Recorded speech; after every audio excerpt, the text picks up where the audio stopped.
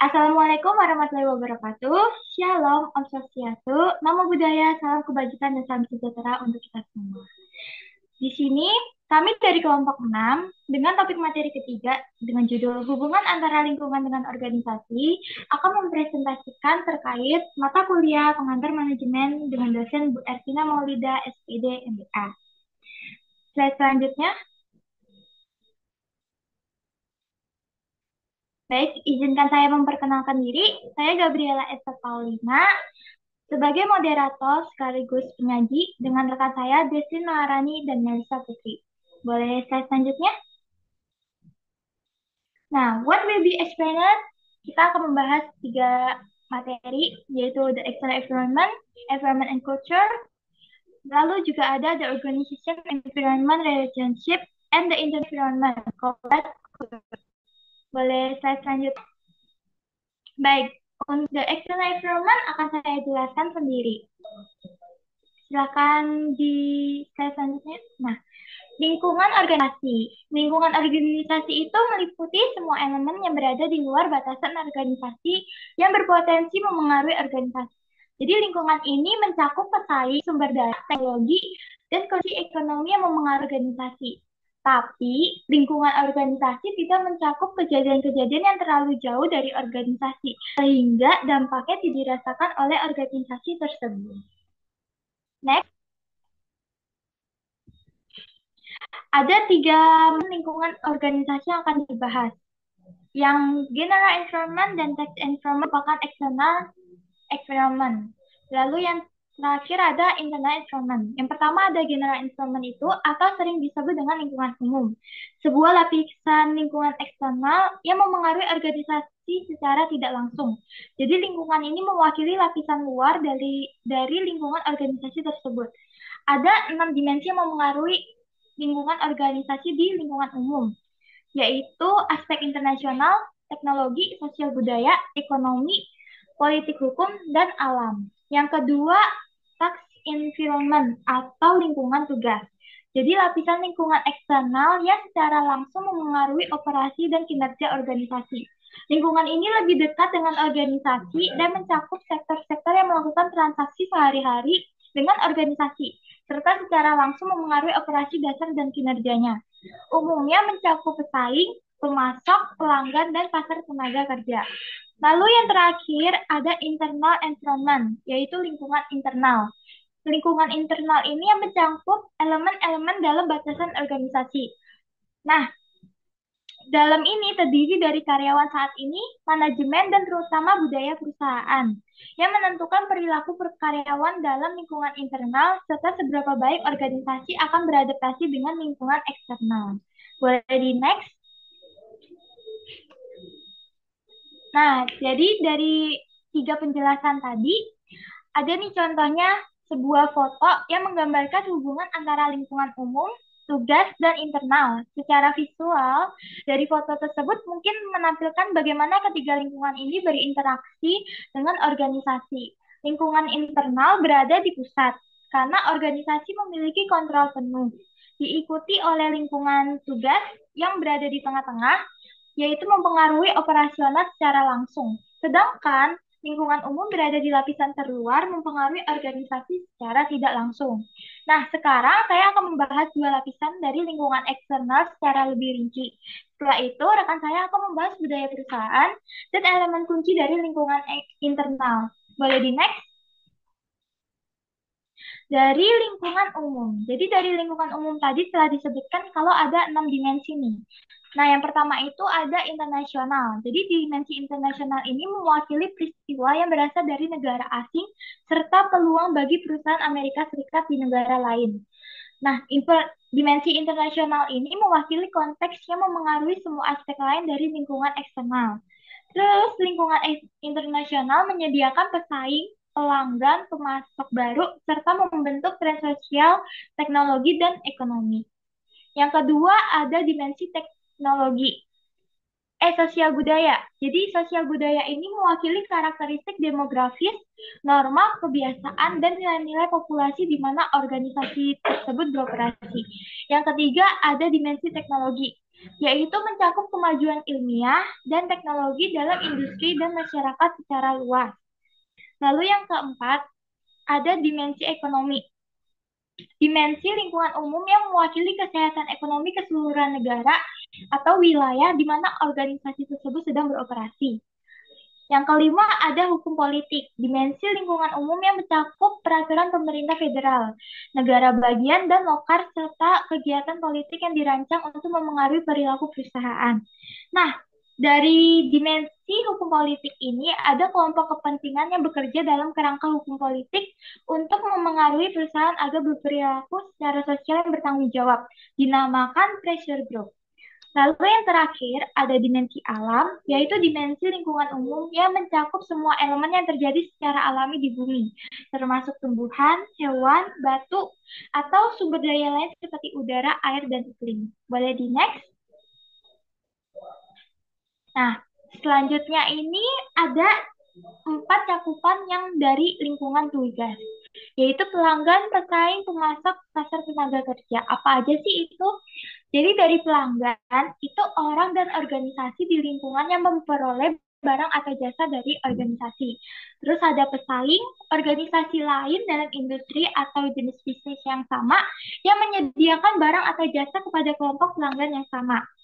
Berikutnya ada pemasok, orang dan organisasi yang menyediakan bahan baku yang digunakan organisasi untuk memproduksi outputnya. Dan terakhir ada pasar tenaga kerja, yaitu orang-orang yang tersedia untuk dipekerjakan oleh organisasi. Selanjutnya,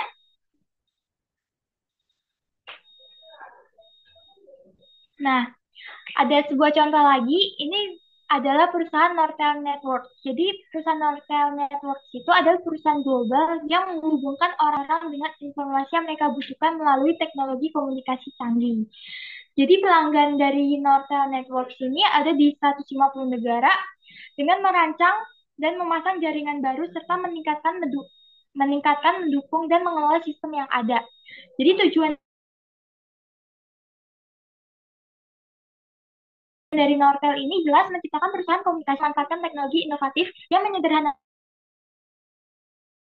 Teman-teman bisa lihat dari foto ini, dari lingkungan tugas nih, apa aja sih kompetitornya dari Nortel Network, terus juga suppliersnya siapa aja, customernya siapa aja, terus dari lingkungan yang umum, ekonomisnya itu tuh apa aja, teknologikalnya gimana, internasionalnya siapa aja.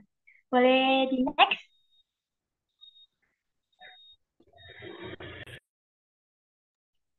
Oke, di sini ada the organization environment relationship. Mungkin boleh di next. Nah, mengapa sih organisasi itu sangat peduli dengan faktor-faktor di lingkungan eksternal? Alasannya itu adalah karena lingkungan menciptakan ketidakpastian bagi manajer organisasi dan mereka juga harus merespon dengan merancang organisasi untuk beradaptasi dengan lingkungan. Oke, next. Nah, di sini ada dua. Yang pertama itu ketidakpastian lingkungan dan yang kedua itu beradaptasi dengan lingkungan. Oke, boleh di next. Nah, ketidakpastian lingkungan. Organisasi itu harus mengelola ketidakpastian lingkungan agar efektif. Ketidakpastian juga berarti bahwa manajer itu tidak memiliki informasi yang cukup tentang faktor lingkungan. Di sini ada gambar 3.3. Nah, eh, untuk memahami dan memprediksi kebutuhan dan perubahan lingkungan seperti yang ditunjukkan oleh gambar tersebut, karakteristik lingkungan itu yang mempengaruhi ketidakpastian adalah jumlah faktor yang mempengaruhi organisasi dan sejauh mana faktor-faktor tersebut berubah. Lalu perusahaan multinasional besar seperti Nortel Network juga memiliki ribuan faktor dalam lingkungan eksternal yang menciptakan ketidakpastian bagi para manajer. Terus ketika faktor-faktor eksternal tersebut berubah dengan cepat, organisasi mengalami ketidakpastian yang tinggi. Contohnya itu adalah perusahaan telekomunikasi dan dirgantaraan, perusahaan komputer dan elektronik, dan organisasi e-commerce yang menjual produk dan layanan melalui internet.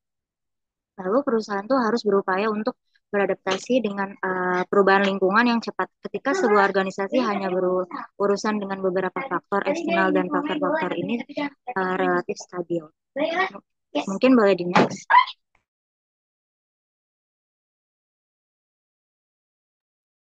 Oke, selanjutnya itu adalah beradaptasi dengan lingkungan. Jika suatu organisasi itu menghadapi peningkatan ketidakpastian terkait persaingan, pelanggan, pemasok, atau peraturan pemerintah, manajer dapat menggunakan beberapa strategi untuk beradaptasi dengan perubahan ini. Terus termasuk strategi itu termasuk peran yang melintasi batas, kemitraan antar organisasi, dan penggabungan dan usaha patungan. Jadi next.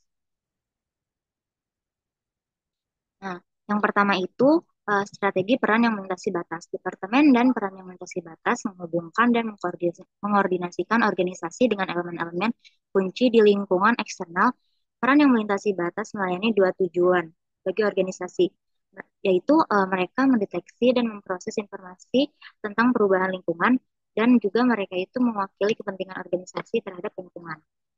Nah, melintasi batas itu merupakan tugas yang semakin penting dalam organisasi karena perubahan lingkungan itu dapat terjadi begitu cepat di dunia saat ini. Nah, jadi manajer itu memerlukan informasi yang baik tentang pesaing, pelanggan, dan elemen lingkungan lainnya untuk membuat keputusan yang baik. Dengan demikian, perusahaan yang paling sukses melibatkan semua orang dalam aktivitas yang melintasi batas. Oke, next. Nah, strategi yang kedua itu adalah kemitraan antar organisasi. Strategi yang semakin populer untuk beradaptasi dengan lingkungan adalah mengurangi batasan dan meningkatkan kolaborasi dengan organisasi lain. Perusahaan-perusahaan bergabung bersama untuk menjadi lebih efektif dan berbagi sumber daya yang langka. Para manajer juga dalam organisasi itu bermitra, beralih dan orientasi yang bermusuhan ke orientasi kemitraan. Model baru ini juga dicirikan oleh tingkat berbagi informasi yang tinggi, termasuk tautan e-bisnis untuk pemesanan otomatis, pembayaran, dan transaksi lainnya. Terus selain itu, interaksi orang ke orang memberikan umpan balik, korektif, dan memecahkan masalah. Orang-orang dari perusahaan lain mungkin berada di lokasi atau berpartisipasi dalam tim virtual untuk memungkinkan koordinasi yang erat. Oke, berarti next.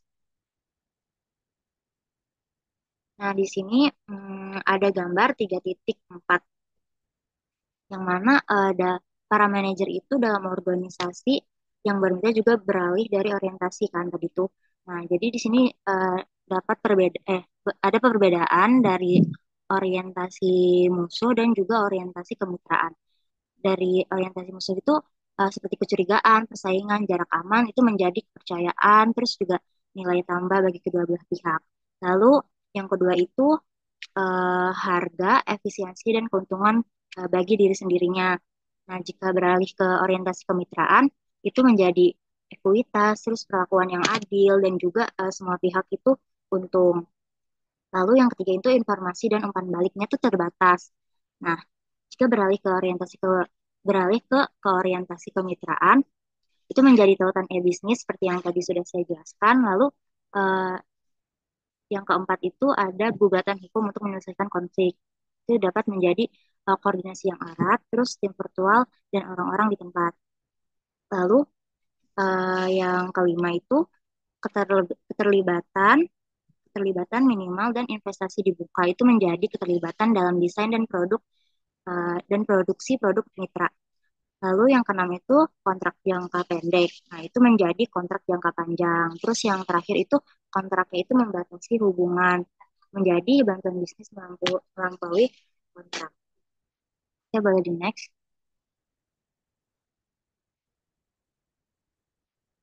Nah, di sini strategi yang ketiga. Strategi yang ketiga itu adalah penggabungan dan usaha patungan. Nah, langkah selanjutnya yang lebih jauh dari kemitraan strategis adalah perusahaan terlibat dalam penggabungan atau usaha patungan untuk mengurangi ketidakpastian lingkungan. Maraknya aktivitas penggabungan dan akuisisi baik di Amerika Serikat maupun di tingkat nasional dalam beberapa tahun terakhir merupakan upaya organisasi untuk mengatasi volatilitas lingkungan yang luar biasa. Penggabungan terjadi ketika dua atau lebih organisasi bergabung menjadi satu. Usaha patungan juga melibatkan aliansi atau program strategis oleh dua atau lebih organisasi. Nah, usaha patungan itu biasanya terjadi ketika suatu proyek terlalu rumit, mahal, atau tidak pasti untuk ditangani sendiri oleh suatu perusahaan atau organisasi. Boleh di next. Nah, di sini selanjutnya itu ada the internal environment corporate culture. Oke, boleh di next. Nah, di sini ada gambar 3.5. Budaya itu dapat dianalisis pada tiga tingkatan ya, seperti yang diilustrasikan pada gambar tersebut. Nah, dengan setiap tingkatannya itu menjadi kurang jelas. Terus pada tingkatan permukaan itu terdapat artefak yang dapat dilihat. Nah, artefak itu mencakup hal-hal seperti cara berpakaian, terus pola perilaku, simbol fisik, upacara organisasi, dan tata letak kantor. Nah, artefak yang terlihat adalah semua hal yang dapat dilihat, didengar, dan diamati dengan mengamati anggota organisasi.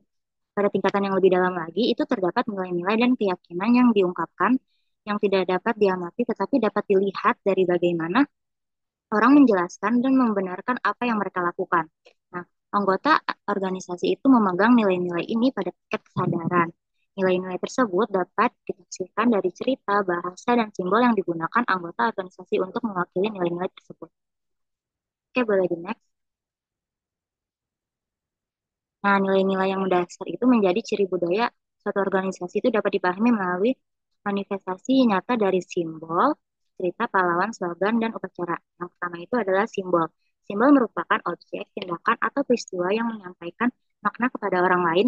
Simbol juga dapat dianggap sebagai bahasa nonverbal yang kaya dengan jelas menyampaikan nilai-nilai penting organisasi mengenai bagaimana orang berhubungan satu sama lain dan berinteraksi dengan lingkungan. Yang kedua itu adalah cerita. Sebuah cerita adalah narasi yang berdasarkan kejadian nyata dan sering diulang serta dibagikan di antara karyawan organisasi. Cerita ini melukiskan gambaran yang membantu melambangkan visi dan nilai perusahaan serta membantu karyawan mempersonalisasi dan menyerapnya. Next. Nah, yang ketiga itu adalah pahlawan. Pahlawan adalah sosok yang mencontohkan tindakan, karakter, dan atribut dari sebuah budaya yang kuat. Pahlawan merupakan panutan bagi karyawan untuk diikuti. Terkadang pahlawan itu nyata seperti pengawas keamanan wanita yang pernah menantang pimpinan IBM karena ia tidak membawa tanda pengenal yang sesuai untuk memasuki sebuah area keamanan. Yang keempat adalah slogan. Slogan adalah frasa atau kalimat yang secara ringkas mengungkapkan nilai utama perusahaan. Banyak perusahaan itu menggunakan slogan atau ucapan untuk menyampaikan makna khusus kepada karyawan-karyawannya. Next, yang terakhir itu adalah upacara. Nah, upacara itu adalah kegiatan terencana pada acara khusus yang diselenggarakan untuk memberi manfaat bagi audiens. Para manajer mengadakan upacara untuk memberikan contoh dramatis tentang nilai-nilai perusahaan. Upacara juga merupakan acara khusus yang memperkuat pencapaian yang berharga, menciptakan ikatan di antara orang-orang dengan memungkinkan mereka berbagi acara penting dan mengurapi serta merayakan para pahlawan-pahlawannya. Oke, boleh di next. Oke, sekian dari saya. Nah, yang selanjutnya akan dibacakan oleh rekan saya yang lain. Terima kasih. Okay, so I'm gonna explain about the environment and culture. Sebelumnya aku mau ngasih tahu dulu kalau environment means lingkungan and culture means budaya. Nah, jadi itu masuk ke sini dulu. Nah, ada namanya lingkungan eksternal. Nah, lingkungan eksternal itu punya pengaruh besar terhadap budaya internal yang ada di perusahaan. Nah, budaya setiap organisasi itu bisa bervariasi.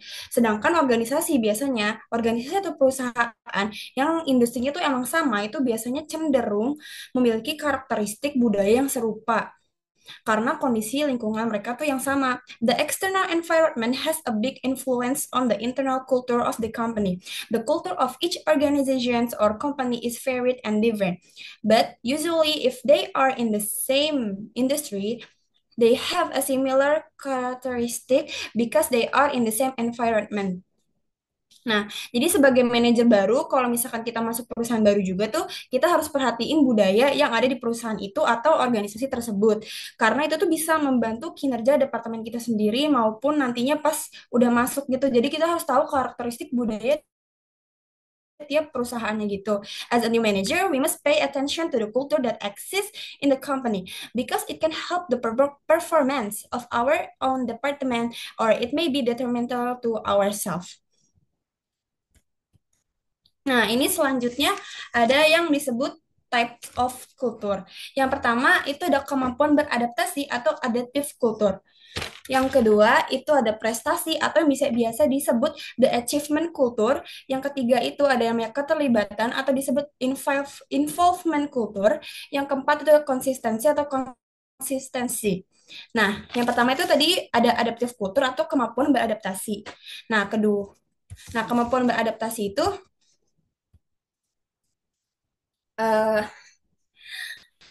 Nah, penelitian di Harvard itu pernah bilang dari perusahaan Amerika Serikat bilang kalau hubungan penting antara budaya perusahaan sama lingkungan eksternal itu tuh bisa jadi yang membuat perusahaan itu tuh kuat atau bisa bertahan di dunia sekarang ini. Kalau misalkan suatu perusahaan itu nggak punya adaptive culture atau tidak bisa namanya beradaptasi, itu tuh bisnisnya tuh bisa bangkrut atau kayak ibaratkan kayak kalau di zaman sekarang itu kan kita kan harus beradaptasi sama zaman sekarang gitu loh. Tapi kayak nggak bisa mengadaptasi di mana zaman-zaman tuh pasti kan bakal berubah, itu tuh pasti bakal ketinggalan zaman dan itu tuh perusahaan bisa bangkrut. Di sini peran manajer tuh sangat penting karena kita tuh harus tahu karakteristik lingkungannya juga, yaitu yang disebut adaptive culture. Nah, Nah, ingat kalau perusahaan atau manajer itu harus bisa beradaptasi, yaitu kemampuan untuk menyesuaikan diri dengan perubahan lingkungan sosial dan alam. Nah, perusahaan yang yang punya atau bisa beradaptasi atau punya skill nilai budaya adaptif kultur itu tuh biasa memiliki nilai yang berbeda sama perusahaan yang nggak bisa atau nggak bisa beradaptasi di lingkungan sosial dan alam yang sekarang ini. Nah, biasanya dalam budaya beradaptasi, manajer tuh harus naruh perhatian kepada pelanggan, klien, ataupun kayak pasar mereka gitu, yang merupakan proses perusahaan yang membawa manfaat atau tujuan perusahaan itu tersebut. Kalau perusahaan yang nggak bisa adaptif, manajer tuh harus mengkhawatirkan perusahaan itu sendiri karena biasanya tuh perusahaan atau manajer yang tidak bisa beradaptasi atau nggak ada adaptif kultur itu tuh biasa mereka tuh suka nggak mau ngambil resiko. Nah, budaya yang kuat aja tuh nggak cukup karena kalau cuman budayanya aja yang jalan itu tuh bisa ngedorong atau perusahaan itu tuh bisa bangkrut tadi. Nah, to consider whether culture is important or not for the company or organization, we have to consider many things, including strategy and main objective. Jadi perlu diingat bahwa adaptive culture itu sangat penting, sangat lumayan juga dan krusial bagi perusahaan maupun manajer. Jadi dua-duanya tuh penting buat organisasi juga.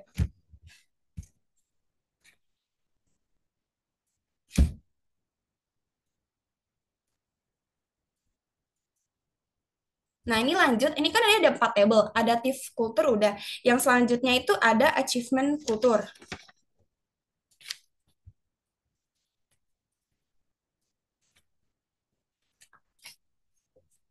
Nah, achievement culture ini itu biasanya cocok buat perusahaan atau organisasi yang melayani pelanggan tertentu di lingkungan eksternal. Mereka ini biasanya tidak butuh fleksibilitas dan perubahan yang cepat, tapi mereka itu biasa lebih ke daya saing, agresivitas, dan inisiatif pribadi maupun adanya kemauan untuk bekerja keras mencapai hasil. Achievement culture itu tadi disebut juga sebagai prestasi. Jadi tuh perusahaannya itu lebih condong ke prestasi. Intinya kalau adaptive culture itu kemampuan beradaptasi, kalau prestasi atau achievement culture itu mereka tuh lebih menghargai daya saing, inisiatif pribadi, dan juga prestasi. Nah, yang ketiga ada keterlibatan atau the involvement culture. Nah, mereka itu biasanya menjunjung tinggi kerjasama dan kesetaraan di perusahaan tersebut. Nah, involvement culture ini tuh biasanya fokus sama karyawannya dan harus bisa beradaptasi dengan cepat. Budaya ini tadi menjunjung suasana perhatian serta kekeluargaan. Jadi mereka tuh nganggap mereka itu semua tuh punya status yang sama dan juga mereka itu tuh kayak menganggap mereka tuh kayak teman atau keluarga gitu loh. Yang terakhir itu ada konsistensi atau konsisten. Jadi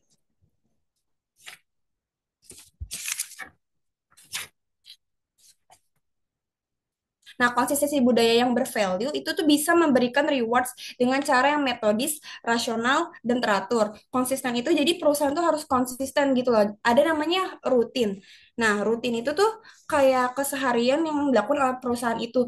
Contohnya misalkan suatu perusahaan itu tuh dia tuh punya peraturan kalau kita tuh harus pulang sebelum jam 6. Jadi tuh ya harus konsisten gitu. Setiap hari harus pulang jam 6, nggak boleh lewat dari itu, nggak boleh ada lembur. Itu tuh namanya konsisten juga. Jadi kalau misalkan ada kerjaan yang belum selesai di hari itu, kita tuh bisa pindah ke lanjut ke lain hari atau seharusnya tuh diselesaikan sebelum hari itu juga. Itu namanya konsisten. Jadi perusahaan maupun manajer itu harus punya 4 tipe kultur ini, budaya ini. Yang pertama tadi kemampuan beradaptasi, yang kedua itu prestasi, yang ketiga itu keterlibatan, dan yang keempat konsisten. Yang pertama adaptability culture, yang kedua achievement culture, yang ketiga involvement culture, yang keempat konsistensi culture. Nah, nah, lanjut ke sesi selanjutnya itu membentuk budaya perusahaan yang inovatif dan mengelola budaya kinerja yang tinggi atau bisa disebut shaping corporate culture for innovative response and managing the high performance culture. Nah, penelitian itu pernah dilakukan oleh seseorang profesor di Universitas Stanford yang paling berpengaruh bilang kalau meningkatkan suatu nilai perusahaan itu adalah bagaimana manusia atau karyawan tersebut diperlakukan di suatu perusahaan tersebut. Kalau perusahaannya itu sudah inovatif, itu tuh kuncinya biasanya menciptakan lingkungan pembelajaran dan respons yang inovatif. Nah, ya, itu tuh nanti bakal kebuka peluang baru bagi karyawan-karyawan maupun manajernya. Nah, dan kita sebagai manajer tuh harus menyadari bahwa kita tuh perlu komitmen terhadap kinerja yang solid karena itu tuh bisa menjadi keunggulan kita sendiri. Makanya tuh perusahaan tuh wajib membentuk budaya perusahaan yang inovatif atau shaping corporate culture for innovative response. Yang kedua, itu ada managing the high performance culture atau mengelola budaya kinerja yang tinggi. Nah, perusahaan yang berhasil adalah perusahaan yang memberi perhatian cermat terhadap nilai-nilai budaya dan kinerja. Nah, karena ini tuh bisa memotivasi karyawan yang bekerja di situ. Dan juga biasanya cita-cita perusahaannya lebih tinggi atau tujuannya lebih tinggi. Dengan ini tuh kita tuh bisa menyatukan seluruh karyawan gitu dengan mencapai tujuannya secara bersama-sama. Dengan karyawan dengan lebih strategis. Perlu diingat nilai-nilai budaya itu harus dihubungin bagi karyawan. Nah, ada juga yang namanya high performance culture atau misi tujuan yang solid, nilai adaptif yang sama, dan tulang punggung budaya. Nah, high performance culture itu didasarkan pada tiga. Yang pertama, misi atau tujuan organisasi yang solid tadi. Yang kedua, mewujudkan nilai adaptif bersama-sama atau yang sama. Yang ketiga, ada tulang punggung budaya atau bisa disebut mendorong karyawan sebagai tulang punggung budaya atau tulang punggungnya kultur itu sendiri. Nah, hal penting yang dilakukan manajer adalah menciptakan dan mempengaruhi budaya organisasi atau perusahaan untuk mencapai tujuan yang strategis agar memiliki hasil yang signifikan dalam kinerja perusahaan itu sendiri atau organisasi. Nah, sebagai manajer, apalagi manajer baru, kita tuh harus bisa mengelola kinerja dan bertindak sebagai pemimpin atau tadi leader nih. Ada lagi cultural leadership. Jadi tuh manajer itu tuh harus bisa memimpin juga dengan bertindak sebagai pemimpin dan selalu mengkomunikasikan nilai-nilai budaya dengan hasilnya. Dan ada juga yang namanya cultural leadership. Kemampuan seseorang untuk mempengaruhi, memotivasi, dan mengarahkan orang lain untuk mencapai tujuan bersama itu arti dari leadership atau kepemimpinan yang seharusnya itu dimiliki oleh manajer. Nah, termasuk cara utama manajer itu membentuk norma dan nilai-nilai budaya yang ada di perusahaan atau organisasi terhadap kinerja yang tinggi melalui cultural leadership ini. Nah, manajer tuh harus bisa berkomunikasi dengan baik. Itu tuh kayak kunci utamanya dia jadi leader yang bagus itu bagi karyawan-karyawan yang lain. Nah, ada 2 poin yang harus di-highlight. Yang pertama, pemimpin. Nih, visinya tuh harus diyakini dan dapat memperhatikan maupun memperkuat itu tuh maksudnya pemimpin tuh ya visinya tuh harus diyakini oleh para para karyawan dan mengkomunikasikan segala sesuatu. Jadi communication tuh is a key bagi manajer itu buat punya kemampuan leadership itu sendiri. Yang kedua, ada pemimpin tuh harus memperhatikan atau memperkuat nih, memperhatikan atau memperkuat prosedur kerja untuk sistem penghargaan atau apresiasi dan memperkuat nilai-nilai seperti pepatah gitu kan. Nah, jadi tuh di sini tuh nggak, leadership tuh kan biasanya orang-orang tuh terkesannya kayak agak bossy gitu ya. Tapi tuh jangan lupa kalau kita kan kalau jadi leader tuh harus bisa mengapresiasi hal-hal kecil yang dilakukan oleh karyawan lainnya gitu. Jadi nggak harus jadi bossy, nggak harus kayak ya kayak ngelit semuanya, tapi itu kita harus ingat kalau kita tuh harus kayak mengapresiasi dan juga berkomunikasi sama karyawan-karyawan yang lain. Oke, sudah. Selanjutnya ini ada studi kasus baru yang udah diperbarui. Mungkin teman saya Melisa ingin menjelaskan.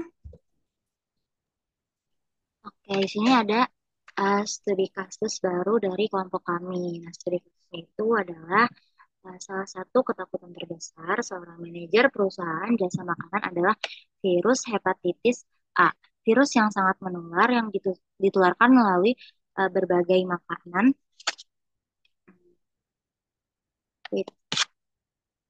Oke, dan saya ulang ya. Jam ready,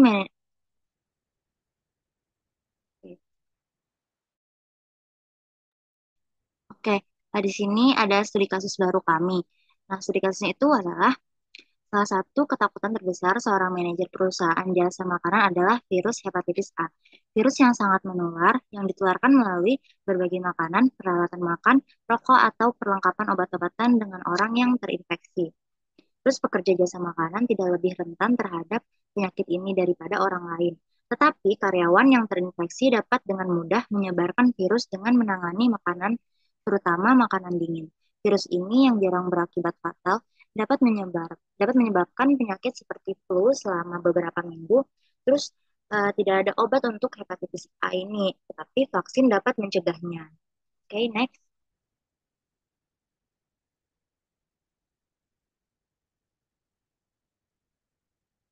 Oke, boleh di next.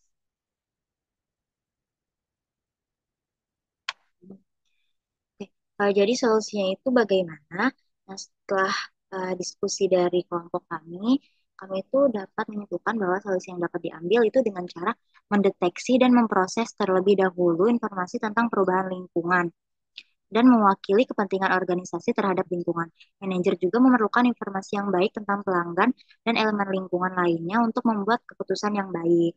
Terus langkah selanjutnya itu adalah melakukan kemitraan dan penggabungan. Karena terjadinya situasi yang tidak diinginkan, manajer itu bisa nih bekerja sama dengan pesaing sehingga kerugian tidak begitu melonjak ketika berita itu memuat tentang restorannya terkait juru masak yang tertular. Dengan usaha ini, suatu usaha tidak akan ditangani sendirian dan orang-orang dari perusahaan lain mungkin berada di lokasi atau berpartisipasi dalam tim virtual untuk memungkinkan koordinasi yang erat mencari sebuah solusi. Nah, yang terakhir itu dengan cara meminta maaf kepada publik dan mencarikan solusi kepada pekerja yang sudah tertular, baik bisa diberikan bed rest dan memberikan pengecekan gratis menggunakan uang restoran untuk memeriksa semua pekerja lain pada 5 hari itu. Restoran dapat ditutup sementara dan dibersihkan atau direhabilitasi terlebih dahulu. Lalu kepada 350 orang yang kemungkinan tertular oleh juru masak melalui makanan dapat didata ke Departemen Kesehatan dan diberikan dana pemohonan permohonan maaf atas keteledoran restoran tersebut. Terus terkait dana itu bisa didapatkan melalui bantuan kemitraan dan usaha pelanggan dari penggabungan jika memungkinkan. Itu.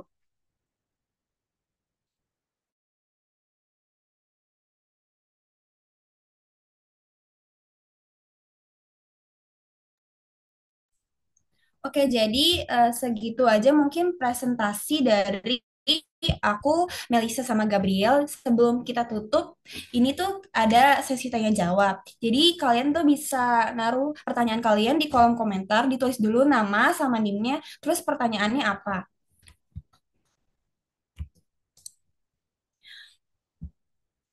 All materials has been explained by me, Melisha, and Gabriela. If there are mistaken in word or the material presented still seems slurred or mistaken, we apologize profusely. That's all from us, Group 6. Wassalamualaikum warahmatullahi wabarakatuh.